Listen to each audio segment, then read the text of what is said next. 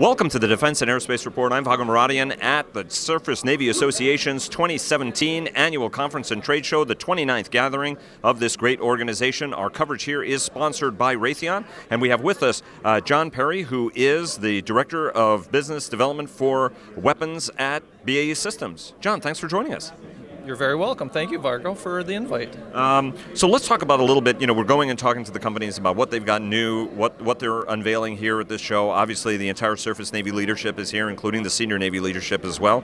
Talk to us a little bit about some of the products you guys have here, because you're the American subsidiary of a British company, but you acquired United Defense. There was a lot of gun technology that came along with that, including a staple 5-inch naval gun, which, as I recall, is called the Mark 45, which is right behind us, isn't it? That is exactly correct, Vago. And I appreciate the opportunity to talk to you about what BAE Systems, Weapon Systems, is bringing to the U.S. Navy in support of the distributed lethality concept of operations.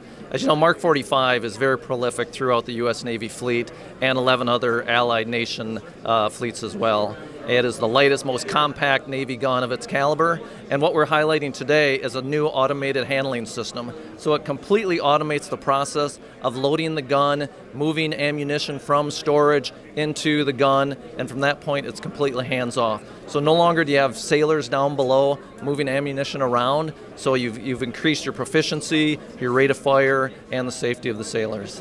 And how many gunner's mates are you taking out of the equation on this Mod 4 gun? It really varies, but you have up from 3 to up to 7 sailors that are down manning the system, moving ammunition around. So with the removal of them, they can go off and do other activities on the ship where they're maybe more needed versus moving ammunition. Does it allow you to carry the same amount of rounds as you would otherwise, or do you pay a penalty in rounds for the automation? One thing we've designed into this system is modularity. So it's really up to the Navy and the ship configuration, so you can add modules to expand the number of rounds of ammunition that the ship carries. How extensive of a refit is this? Is this something that folks can do on pier side, or is this something that has to go into the yard in order to be retrofitted onto each ship? You can likely do this pier side, so it's modular, so you don't have to tear open the side of a ship for a major rehaul. It is essentially stick-built, so you assemble it into the magazine compartment. And is there a requirement yet, or are you just trying to attract the Navy into developing the requirement? So we've currently are developing this for an international customer who had a requirement for full automation of the gun weapon system. So this will become online in the next couple of years and then available to the U.S. Navy and other users of the Mark 45. And I know that price is always something that's subject to volume and other things, but what's the sort of rough price point that you're trying to do this? Because the Navy is still trying to do a lot. We heard from Bill Moran, the Vice Chief of Naval Operations, Admiral Moran, who told us that money's going to be tight. Everything's got to go to readiness. Obviously, shipbuilding is an important thing. But what's the kind of price point you're shooting at to make it attractive for the service to go in and to make this mod? Well, you hit it on the head. That price is a function of the quantity and the volume. But what we can say is this is a very attractive system in terms of you're displacing sailors that you have to pay over the life of that ship. You have to keep those billets open. And so automating these functions will save the Navy, who uses this system, over the life of that ship. Tens of millions, singles of millions? I really can't get into that. we would love to get into that, but I understand. So what are some of the other features that you'd like to highlight on this? I mentioned the modularity. So we installed pallets of ammunition. They're right down here in the storage location, and we have a single shuttle that moves back and forth. So tracking of the ammunition, maintaining automated inventory, it's all done by computer system. And we made it such that you can fire both extended range guided munitions that are maybe 5 feet long, as well as existing ballistic ammunition. So it's adaptable to today's ammunition as well as the things that are in the development pipeline. And the gunners downstairs are not constantly having to pick the right kind of round depending on if you want to change what sort of round that you're shooting. From these carriages, how does do you load that? Are gunners' mates required to load that into those carousels? What we're showing here is there is a reload station right here. So ammunition is pulled from a hoist that brings it from the deck down to the magazine, and sailors set that on that load station. And from that point, they hit a button and the system takes over. It picks it up, translates it over, and puts it in a storage location where it lives its life aboard the ship. the gun and the handling system is one piece of the equation, but the other one are the rounds. And hypervelocity rounds are obviously a very important thing. You guys are working on that. Tell us a little bit about what we're looking at here. Yeah, first of all, you're exactly correct that we look at this as from a gun weapon system perspective. So you do have the gun, you have the automated magazine, but it's really the ammunition that delivers the effect on target. And what we have here is the Hypervelocity Projectile, or HVP. And this is a revolutionary capability that's going to come to naval gunnery. The unique feature of this weapon is that we are designing this to be compatible with 4 different caliber guns. We've got the electromagnetic railgun, we've got 155 millimeter, both on the Navy side, Army and Marine Corps, and we have the 5-inch version as well. And as you can see, the projectile in each one of these configurations is exactly the same. We just sabot it differently to interface with the weapon, the gun, that it's going to be fired from. This is a guided munition, and out of the Mark 45, we can achieve distances in excess of 50 nautical miles. So it's guided from the aft end of the projectile. We have modular warheads, and we have guidance seams that optimize this projectile for air defense. So you're taking on missions and targets that are traditionally set aside for missiles only. Well, that's a very cost-prohibitive situation. So if you can move missions to the gun, you can stay in the fight longer, you can engage high-volume threats with a very affordable projectile like HVP. And when what sort of muzzle velocities are you achieving with this compared with what the conventional gun velocities are? What I can tell you is this is a lot lighter projectile than a conventional ballistic piece of ammunition. And because it's lighter, you get more push through the barrel and a higher muzzle velocity.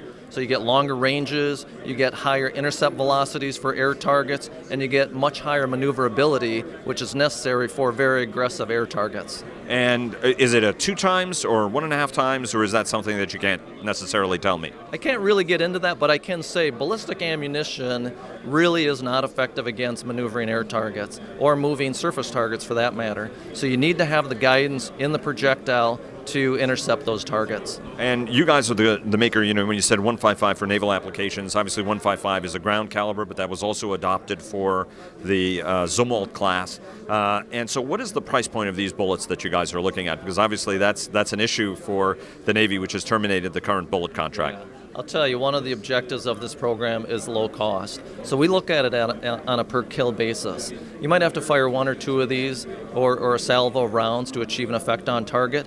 But even firing multiple HVPs, you're going to be at a much lower cost per kill compared to current solutions right now with missiles. Anybody who knows me knows that I'm a fan of railguns and distributed directed energy and a whole bunch of other things. And the Navy has been working on electromagnetic railguns for quite some time. You guys are working on that. There are a couple of other contractors, but you're the guys who have the contract with the Navy for that. Talk to us a little bit about your electromagnetic gun, John. Vago, we're developing the electromagnetic railgun for the U.S. Navy in collaboration with the U.S. Navy. And we are developing, and what we show here is an example of the launcher or the gun that uses pure electrical current to accelerate the projectile. That allows you to get muzzle velocities in excess of anything you would get with conventional propellants, like on a Mark 45 as an example.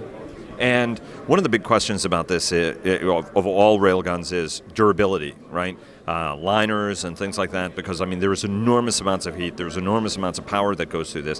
Where are you guys on cracking the code to make this a reliable naval weapon so that when you pull the trigger a round goes downrange and it doesn't have any exotic challenges that are associated with shooting it? So we've been firing this weapon day in and day out, and certainly there are challenges, but we don't envision any showstoppers.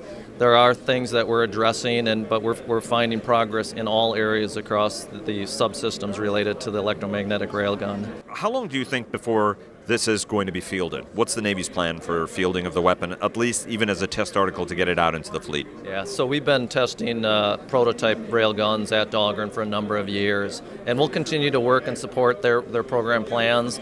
I believe they're going through the assessment to see, you know, do they do a demonstrator, what platform would it be integrated in, and we're helping them with some of those trade studies. But the maturity of the technology continues, and as we talked about hypervelocity projectiles, that system is being developed in parallel, as well as the pulse power and energy storage systems that go along with the railgun. And before we go, I wanted to ask you about the 57 millimeter gun. You know, most people don't think of a guided projectile of something that's that small of a caliber. Talk to us a little bit about what you're doing with the Mark 110, which is aboard the LCS for the time being, as well as on the national security cutters. Absolutely. The technologies that's being developed for the larger caliber systems is making its way into the smaller caliber systems. So the U.S. Navy has the Mark 110 57 millimeter in service on both versions of the littoral combat ship, the Coast Guard's national security cutter, and its baseline on the Coast Guard's OPC as well. What we're bringing to that system is a guided capability using the ORCA round, which stands for Ordnance for Rapid Kill of Attack Craft, your FAC-FIAC type threat. We are making this a true one-shot, one-kill type weapon with this type of system. Precision point intercepts using a multi-mode seeker and canard system up front. So this is a tremendous system today that the fleet has, but as the quantity of threats and the maneuverability of those threats grows over time, we would like to introduce the ORCA to even add that next level of capability. And what sort of range are you talking about the weapon and the round? Much greater range than they currently have today. John, thanks very much for joining us. We really appreciate it. My pleasure. Thank you so much.